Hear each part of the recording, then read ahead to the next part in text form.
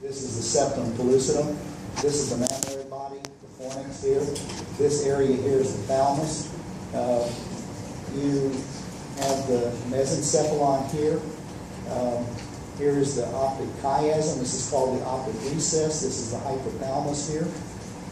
So you have the mesencephalon, pons here, medulla here, cerebellum here. Okay. And that's pretty much all you need. Oh, and the cingulate gyrus here. That's kind of give you some orientation. So what I'm going to do is I'm going to take the brain now. I'm going to put the brain right here. I'm going to take my dissection knife and I'm going to start cutting it from anterior to posterior. So on this diagram here, the first cut you're going to see is going to be like this. And as I go more posterior, so I'm going to be going this direction as I do the brain dissection, which is kind of typically the way the neuropathologists examine the brain. So we're going to start anterior, and at the most anterior part, you're going to see some interesting structures. Here's the lateral ventricles. Here's septum pellucidum. You're going to see a large area here, which is the caudate nucleus. Okay. And corpus callosum would be right here. It's about all important on that slide. As you go more posterior, the more interesting things kind of pop up here. So you see the lateral ventricle, septum pellucidum here. Here is the internal capsule. Remember, that's the big white matter tract which goes from up to down, down to up. Optic chiasm here. And you begin to see some other little neat structures here, which are the globose, the putamen right here. So this would be the putamen. Okay? And this right here would be the globus pallidus. So these together are taken together called the lentiform nuclei. Going a little bit more posteriorly, we still see the lateral ventricles. New structure is popped up here. This is the fornix. This is still the septum pellucidum. This actually is called the anterior commissure. The anterior commissure is an inferior analog of the corpus callosum. And it does a lot of the same things, but for lower function. So we still have the corpus callosum here. And then here's the optic recess, and then the chiasm here. And I'm sorry, let me point out to you, this is actually a very important structure here. We're going to have a whole lecture about that, and that's called the hypothalamus. So anytime you see the optic chiasm and the optic and the recess, the optic recess, you have to think about the hypothalamus. Okay, that's all. Those are all hypothalamic structures. So we go a little farther back, and all of a sudden now we see something different. Here's the lateral ventricle here, but what is this right here? Okay, what is that? That's third ventricle. So when you see third ventricle, what do you think? I'm going to start seeing the thalamus. Okay, here's the internal capsule. Remember, the caudate and the thalamus are always medial. The globus pallidus and the putamen are always lateral. So here's the defining structure here, the internal capsule, thalamus, caudate, globus pallidus, putamen here. Okay, so again, this is going more posterior. We again see the third ventricle. Third ventricle means thalamus. So right now, all of the internal capsule has been pushed to the side. The globus pallidus and putamen are quite small. And all of this here is now, these are the thalamic nuclei. Fornix is up here. The caudate is right here. Caudate is getting smaller, and the fornix would be more in the midline. So this would be the fornix in this position right here. So we go a little bit more posterior. This is all thalamus, so here's the internal capsule. All of this huge part of your brainstem, part of your diencephalon, is all of this is going to be thalamus. Big structure. Caudate's very small here now. One other thing we're picking up a little bit here is we're picking up a little bit of the hippocampus. So this is actually the oldest part of your brain. Hippocampus is extremely important for memory. It's evolutionary-wise, it ties into the olfactory system. So it turns out that the way our memory system works, it has evolved from our need to process olfactory memory. So olfactory memory is is actually, even in humans, is some of the strongest kinds of memory that you can possibly have. If you go back to your childhood, some of the most distinct things that you can remember are smells from your mom's kitchen, and dirty towels in the locker room and things like that. So, the smell, memory, and emotion. Actually, smell, memory, and emotion are all tied in together. That's why, one of the reasons why, ladies wear all this fancy perfume. And guys, want to smell good too, I guess. Because it evokes, a response, right? Okay. So anyway, going back farther, this is all pretty much thalamus. Here's still the third ventricle here. Here's third ventricle. All of this is thalamus. But we're beginning to see some new structures here. These structures right here are called the subthalamic nuclei. They're the red nucleus, the subthalamic nucleus, and substantia nigra. And so we're beginning to see the subthalamic nucleus would be here, substantia nigra would be here, and the red nucleus would be right here. So these taken collectively produce what's called the extrapyramidal system. You can also see in this cross-section good picture of the hippocampus, which is on the medial aspect, see, of the temporal lobe. Medial aspect, oldest part of your cortex. In fact, it's so old that it only has 3 cell layers. It doesn't have 6 like the rest of the cortex. When you go back a little farther, you can see the red nucleus has gotten bigger. This is all still thalamus here. Here's the third ventricle.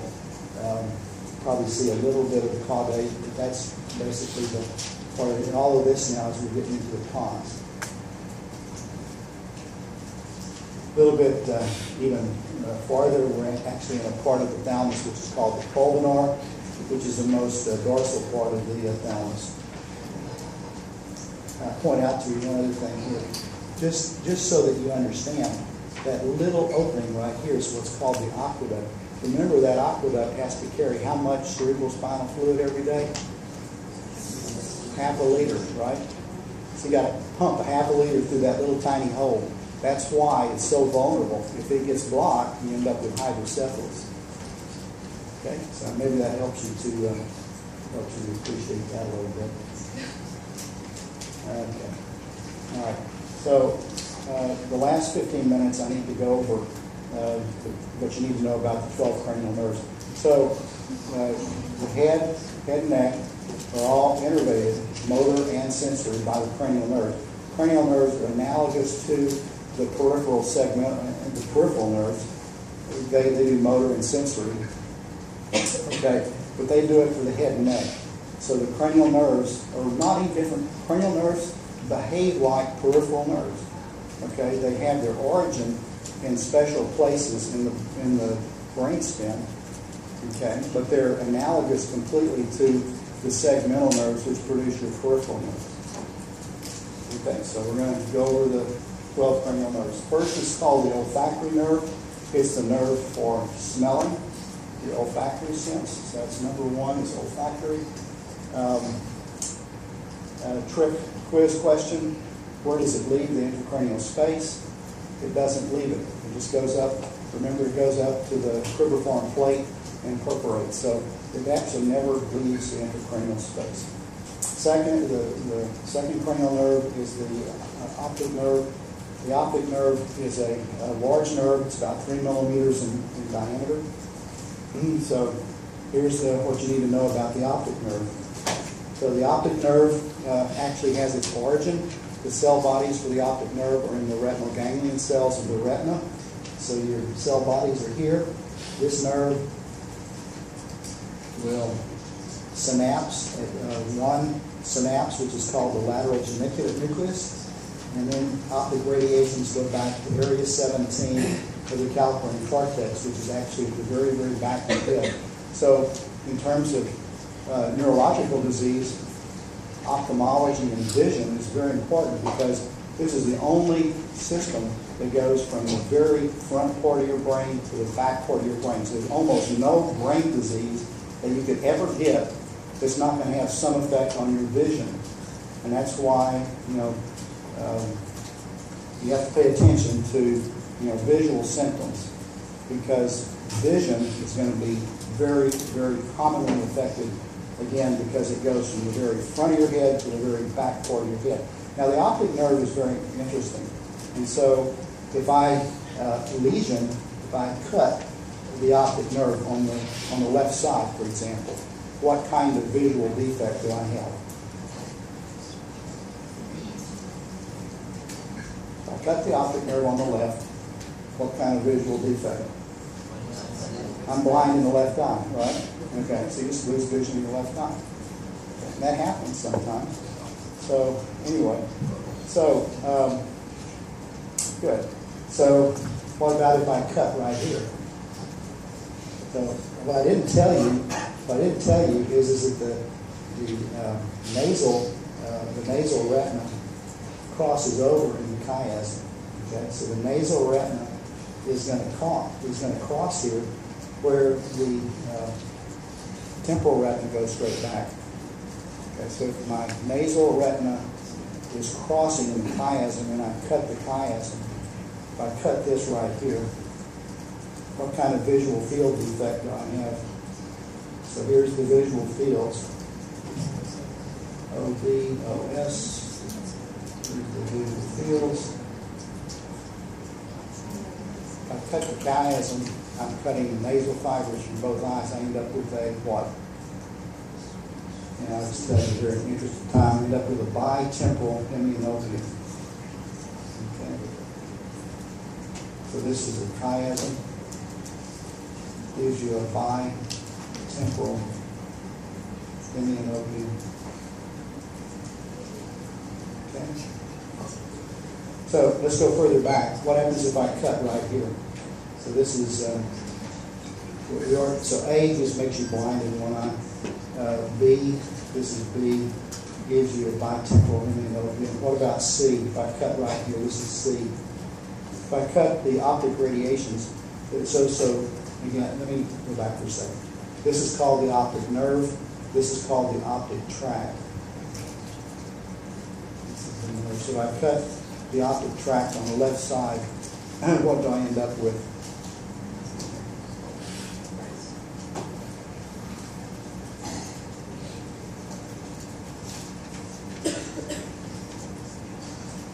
Cut the optic tract.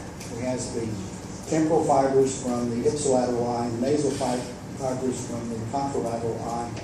I will end up with a hemifield defect on the opposite side. That's very obvious there. So I end up with a hemifield cut. So when I cut the optic tract after the lateral geniculate nucleus, I end up with a field defect on the opposite side. Vision is still 20/20 in both eyes. It's kind of important to understand that. You still have 20/20 vision, but you can't see anything to the opposite side. It's called a hemifield defect. Okay?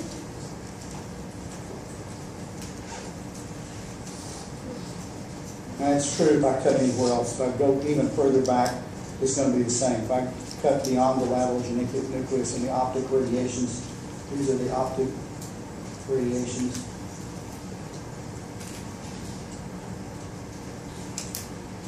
Okay. I'm going to end up with a hemifield cut on the opposite side. Yeah. So cutting the left optical tract results in blindness on the right after. Yeah, let me show you how that happens. Because these fibers, see, come straight back here. These fibers, they cross over here. So this light from here and here, which goes to the right visual field, is not going to end up in the left part of your brain.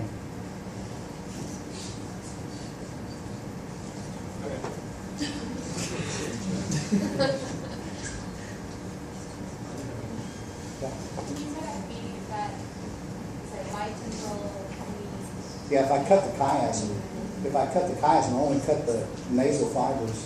Temporal fibers don't cross. Nasal fibers do. So the nasal fibers are what's looking to the side. Is that tunnel vision? No, well, yeah, it's called a bitemporal hemianopia. And this is absolutely characteristic. This is what we see with diseases that occur around the optic chiasm. What disease occurs most commonly around the optic chiasm?